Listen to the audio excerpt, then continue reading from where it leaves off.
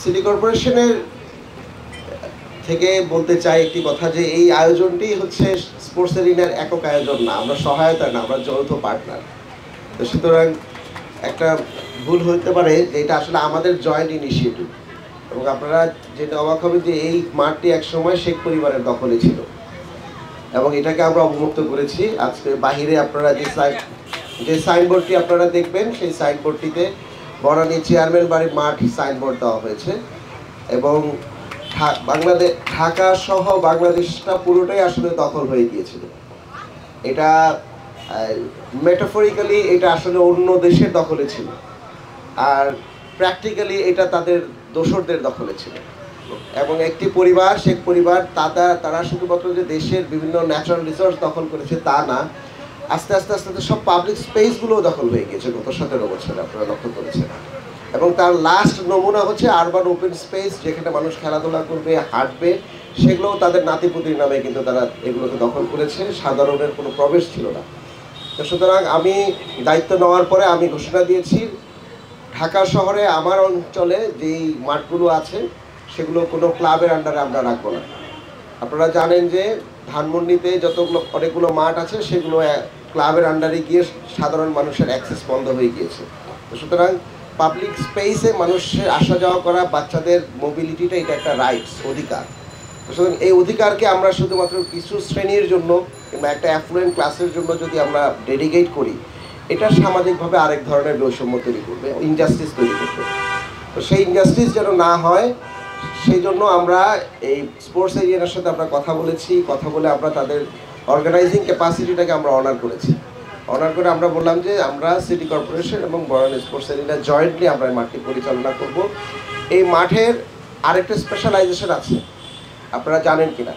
এই মাঠ হচ্ছে ঢাকা শহরের অন্যতম অনেকগুলো মাঠের মধ্যে একটি, যেখানের মধ্যে স্পেশাল চিলড্রেন যারা, তাদের জন্য কেয়ার গিভিং সার্ভিস দিয়ে তাদের বাচ্চাদেরকে এখানে কিন্তু এন্টারটেইন করা হয়।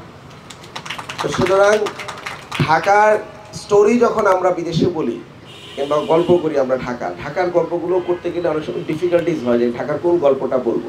কারণ ঢাকার অতীতের গল্পগুলোই আমরা সবসময় বলতে চাই, নতুন কোনো গল্প কিন্তু আমরা গত 20 বছরে কিংবা মানে সাম্প্রতিক সময় আমরা কোনো ঢাকার গল্প তৈরি করতে পারি নাই। এবং ঢাকার গল্প তৈরি করার জন্য আপনারা দেখেছেন যে গত ঈদের পরে আমি একটি ঈদ মিছিলের আয়োজন করেছি, যেটা 400 বছরের পুরাতন মানে ইতিহাস সংস্কৃতিকে আমরা আসলে গেট ব্যাক করাতে চেয়েছি। এবারের পহেলা বৈশাখের মতন এরকম ইনক্লুসিভ পহেলা বৈশাখ আমরা কিন্তু সচরাচর দেখি নাই। সুতরাং এগুলো ঢাকার গল্প। ঢাকার গল্প হবে ঢাকার সংস্কৃতির গল্প, এবং ঢাকার গল্প হবে এই যে পাবলিক স্পেসগুলো যেগুলো আছে। হতাশার গল্পটা অনেক কম হবে। যেই আমাদের সঞ্চালক যেটা বললেন যে আমাদের পাবলিক স্পেস কমে যাওয়ার কারণে ঢাকার বাচ্চা কাচ্চারা কিন্তু স্পোর্টসে আমাদের কন্ট্রিবিউশন অনেক কম। তো সুতরাং ঢাকার গল্পকে আমরা আবার ফিরিয়ে আনতে চাই। এবং সেরকমই একটি বড় গল্প হচ্ছে যে আমরা যখন বাহিরে যাব, ঢাকায় এরকম আরও অনেকগুলো মাঠ আছে, আপনারা জানতে পারবেন, সিটি কর্পোরেশনের ওয়েবসাইটে গেলে দেখতে পাবেন, যেই মাঠগুলোতে আমরা স্পেশাল নিডস চিলড্রেনদেরকে, অটিস্টিক চিলড্রেনদেরকে আমরা ডেডিকেটেডলি কেয়ার গিভিং সার্ভিস দিয়ে তাদের মনোরঞ্জন এবং তাদের বিকাশের জন্য আমরা সহায়তা করছি। এবং এই মডেলটি হবে লোকালি লেড, মানে স্থানীয় যারা মাঠ কমিটিতে থাকবেন, সবগুলো মাঠের আমরা কমিটি করে দিচ্ছি স্থানীয় জনগণকে নিয়ে, স্থানীয় যারা অধিবাসী আছেন তাদেরকে নিয়ে, যেখানের মধ্যে সবাই থাকবে, বয়স্ক, ছাত্র প্রতিনিধি, অন্যান্য সকলে মিলে এই গ্রুপ চালাবেন। এবং মাসে 2 দিন থেকে 3 দিন আমরা মাঠকে রেস্ট দেওয়ার জন্য ব্যবস্থা করবো। তখন আমরা মাঠ না হলে মাঠে ঘাস উঠবে না, এবং সেটা একটি বড় বিষয়। দ্বিতীয় হচ্ছে যে রাতের বেলা হয়তো বা কমার্শিয়াল কোনো অ্যাক্টিভিটি করতে পারেন। রাতের বেলা মাঠ, যেতে রেভিনিউ দরকার, রেভিনিউটি আসবে রাতে খেলার মাধ্যমে, সেটা কমার্শিয়ালি হবে। বাট দিনের বেলা it is free for everyone. সুতরাং জাস্টিসও এনশিওর করা হবে, সাস্টেনেবিলিটিও এনশিওর করা হবে। গত 2 মাসে আমি 4টি মাঠ উদ্ধার করেছি। গত পরশু দিনের আগের দিন আমরা প্যারিস মাঠে একটি বৈশাখী মেলা আয়োজন করা হচ্ছে স্থানীয় রাজনৈতিক নেতাদের মাধ্যমে, আমরা এটাকে ঘুরিয়ে দিয়েছি।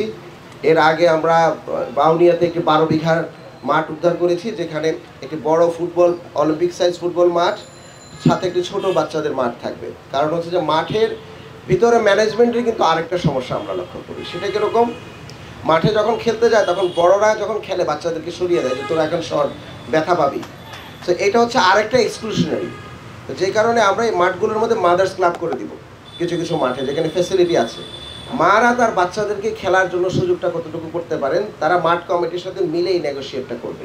তো সুতরাং there will be mothers club in many মাঠ, যেই মাঠগুলো বড়, আর যে মাঠগুলো ছোট সেখানে মাদারদের রিপ্রেজেন্টেশন থাকবে এবং সিনিয়র সিটিজেনদের রিপ্রেজেন্টেশন থাকবে।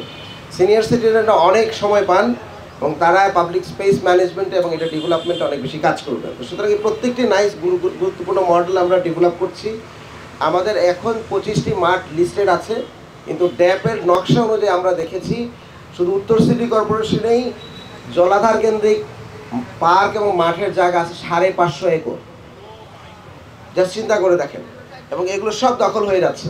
আমি রাজুককে ডেকে আমরা জয়েন্টলি সিদ্ধান্ত নিয়েছি এই 550 একরের খাজনা খারিজ এবং রেজিস্ট্রেশন বন্ধ করে দেওয়া হবে, এবং আমরা চিঠি ইস্যু করে দিয়েছি। এই মাঠগুলো যে স্পেসগুলো আছে সেগুলোতে আমরা সাইনবোর্ড দিচ্ছি এবং একটা করে আমরা দখল মুক্ত করব।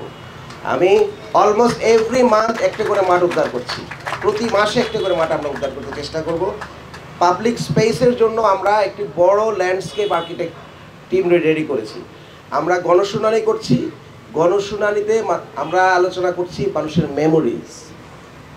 এই যে একটু আগে যে আলোচনা হচ্ছে যে আমরা একসময় অনেক খেলতাম, মানুষটা মেমোরি থেকে বলছে গণশুনানিতে আমি এই জায়গার মধ্যে ঘোরাঘুরি করছি এক সময়, এই এলাকার কোন জায়গাটা তার ভালো লাগে, কোন জায়গাটা ভালো লাগে না, এই ধরনের কথা বলে ওয়ার্কশপ করে আমরা একটা সোশ্যাল ম্যাপিং করছি। যেই ওপেন জায়গাগুলো কালের বিবর্তনে প্রথমে বস্তি হয়েছে, তারপরে ইনফরমালি দখল হয়েছে, তারপর পার্মানেন্ট দখল হয়েছে, আমরা এটা লিস্টিং করতেছি।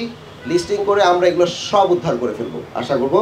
তো আমার সময় লাগবে, কিন্তু আমি উদ্ধার প্রক্রিয়াটা শুরু করে দেবো। সব উদ্ধার করলে অনেক সময় মিডিয়া বলবে যে ওভার এস্টিমেটেড কথাবার্তা বলছি, বাট গ্র্যাজুয়ালি শুরু করবো। 2 মাসে যদি আমি 4টা মাঠ উদ্ধার করতে পারি তাহলে আমি মনে করি যে আমি 1 বছরে 12 দুগুণে 24টা উদ্ধার করতে পারবো। এতটুকু সক্ষমতা আমার আছে।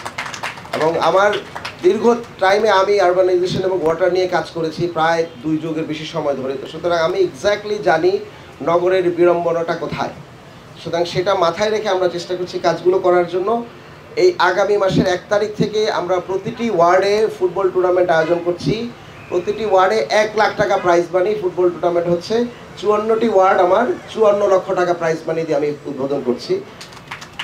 এবং এরপর আমরা ক্রিকেট খেলার জন্য যাব।